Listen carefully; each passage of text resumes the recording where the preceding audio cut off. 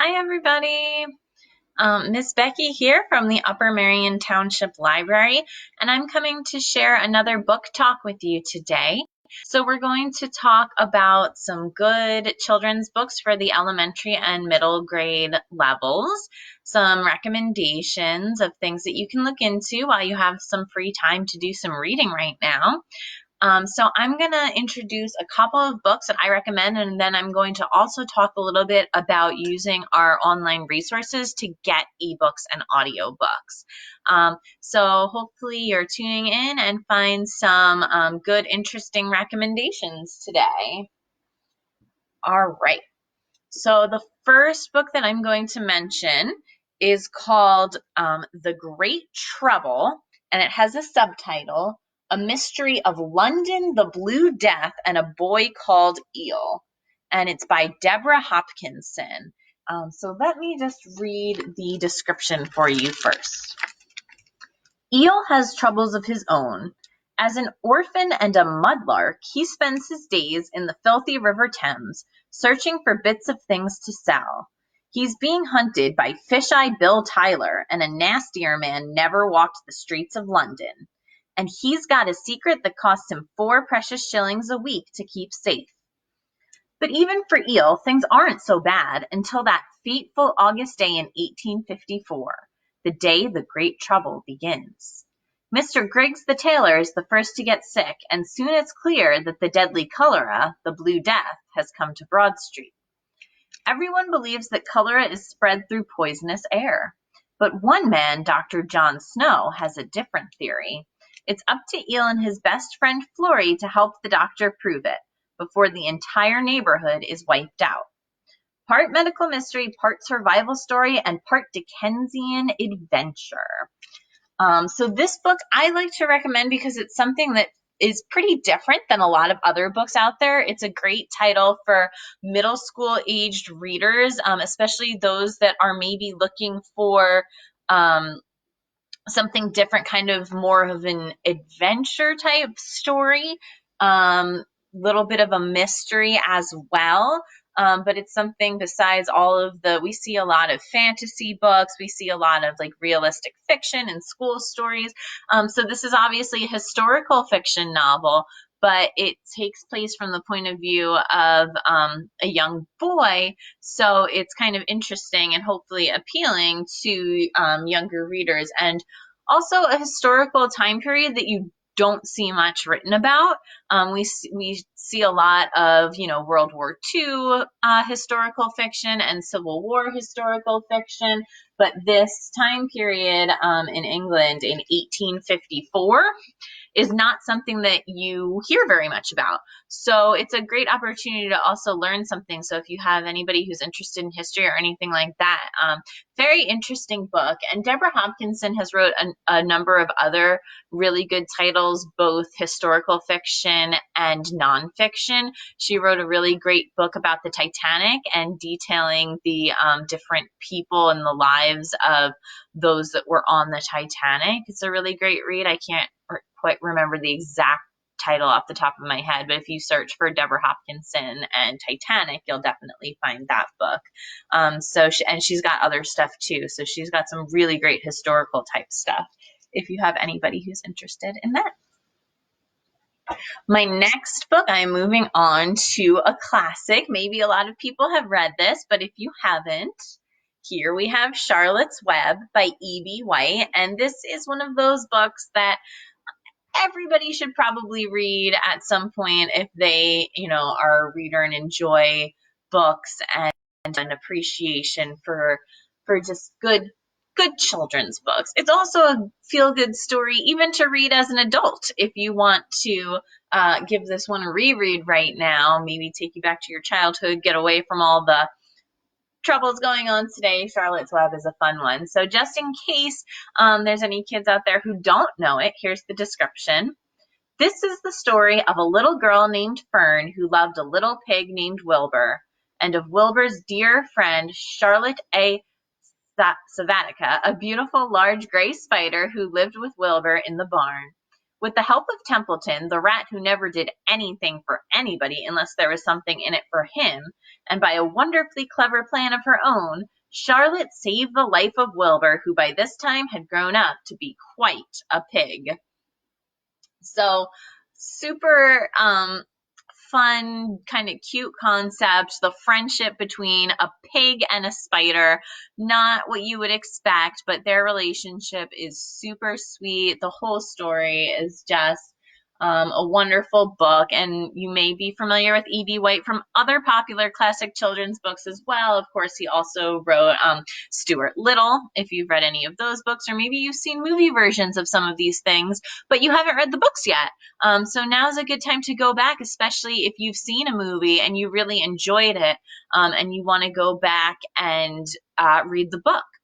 And Charlotte's Web is another one of these books. A lot of these classics lend themselves well to being great read-alouds. They are appropriate for a variety of ages, even if they can't necessarily read it on their own right now. The content in them is still really great for younger kids. So this book makes a good read aloud for the whole family, really. So if you want to maybe use this as a bedtime reading story, it's another good option. So now I'm going to talk a little bit. I still have 2 more books that I'm going to share with you right now, but I'm going to show them to you in a little bit of a different way because I want to talk a little bit about getting ebooks from the library. Also, audiobooks mostly work the same way, but I'm going to show you some ebooks right now, and I'll talk about those books, the books themselves as well, but I want to show you some of our resources. So for those of you that have been using library resources for a while, you may know that we have something called Overdrive. You can get ebooks and audiobooks through Overdrive, and it works more in a way that's close to a physical library system. So we have a selection of books, and it's usually limited to one person being able to check them out at a time. So you can click on the ebook that you want, check it out, and then you have it on your phone or your computer or whatever device you're using. The checkout period is usually for 2 weeks on Overdrive. And once you're done, you can return it and someone else can take it out. So we have a lot of stuff available through that. You can find it on the library website, or there's an app called Libby that I find to be the easiest way to use Overdrive. So what I'm going to do is show you a book that I downloaded to talk about today, and then I will return it as soon as we finish this conversation so that somebody else can check it out if they want to.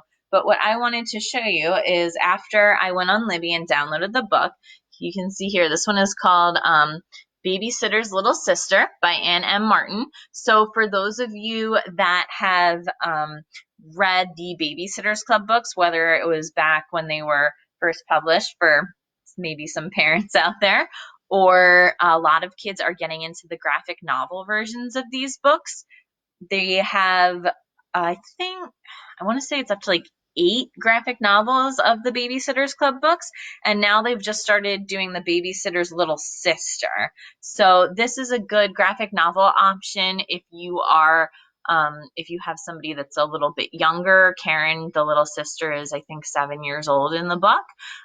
So they can have their own graphic novel to read, or if somebody's just been really enjoying the Babysitters Club books and wants more of those graphic novel type things to read, but they are not ready yet, they may want to read Little Sister. So I will just read the description for you first really quick.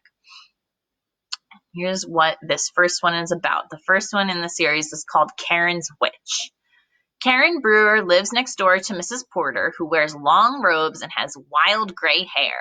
Mrs. Porter has a black cat named Midnight and always seems to be working in her garden. Karen isn't supposed to spy on her neighbor, but she's determined to prove that Mrs. Porter is a witch named Morbida Destiny. Mrs. Porter is getting ready to have a special meeting at her house, and Karen is sure the meeting is for witches. Are they going to cast a spell on Karen? Or will she be brave enough to send them away once and for all? Right. And you can see one thing that a lot of people don't necessarily always realize is that you can get graphic novels as ebooks, and it's great. You can still see Hopefully you can see that okay, but you can see the graphic novel comic book style format is still here, and you can flip through it just like you would with a regular graphic novel. Just keep reading it the same way that you would read any graphic novel, but right here on your phone or iPad or whatever it is that you want to use to read ebooks. And we have lots of graphic novels available on Overdrive, as well as our other brand new way to get ebooks that I want to introduce to you called Hoopla. We actually just got Hoopla last week, and it is a second way that you can get ebooks through us. They not only have ebooks and audiobooks, but they also have some television shows and movies and other fun things. And one of the highlights of Hoopla is that more than one person can check out the same title at the same time. So even if 30 people all wanted to read the same book, you could all borrow it at once. Whereas on Overdrive, you have to wait until one person's finished. So there's a lot that you can look through on Hoopla now.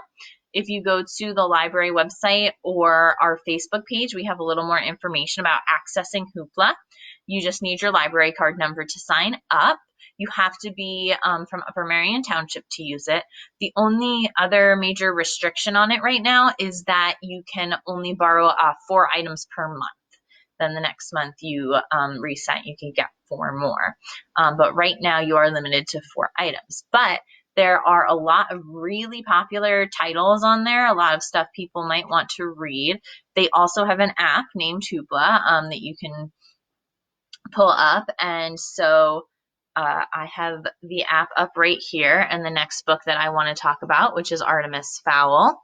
You can see it right there. There's the book, and this is before you borrow it, but the book and the description and information, and there's a button right there that says borrow, and all you have to do is click it, and you've got the ebook right there on your device. So let's talk about Artemis Fowl now. 12-year-old Artemis is a millionaire, a genius, and above all, a criminal mastermind. But Artemis doesn't know what he's taken on when he kidnaps a fairy, Captain Holly Short of the Leprechaun Unit. These aren't the fairies of bedtime stories. They're dangerous. So, if you haven't read Artemis Fowl before, it's an interesting sort of blend of a fantasy story. You obviously have Holly the fairy, and all sorts of different fantasy type creatures. But then you have Artemis Fowl, who is a human, and he's kind of more of like almost a spy action adventure thriller type story. So you get both those elements. It's really sort of action packed, lots of exciting things happening. A good book if you don't like slower stories. You need stuff like constantly happening.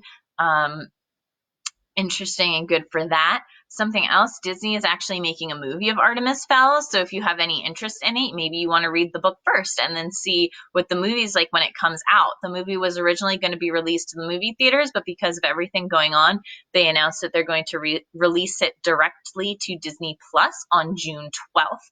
So if you do have Disney Plus, you'll be able to access the movie from home in just about 2 months, less than 2 months. So if that's something that you might be interested in, try giving the book a chance first. Give the book a read. I think there's also a graphic novel of the book, so if that format suits you better, take a look for that. I think it's also on Hoopla and possibly Overdrive. So hopefully those are some good book suggestions to get you started and some information about how to find some great titles while we're all at home and the library's not open. I know it can be a little bit confusing sometimes, so if you have any questions about Overdrive, Libby, or Hoopla, just send us a message on our Facebook page or an email or however you want to contact us, and we will do our best to help you out and make sure you can get those books and resources that you're looking for during this time. All right, so thanks so much for listening with me today. I hope you have a wonderful afternoon. Bye.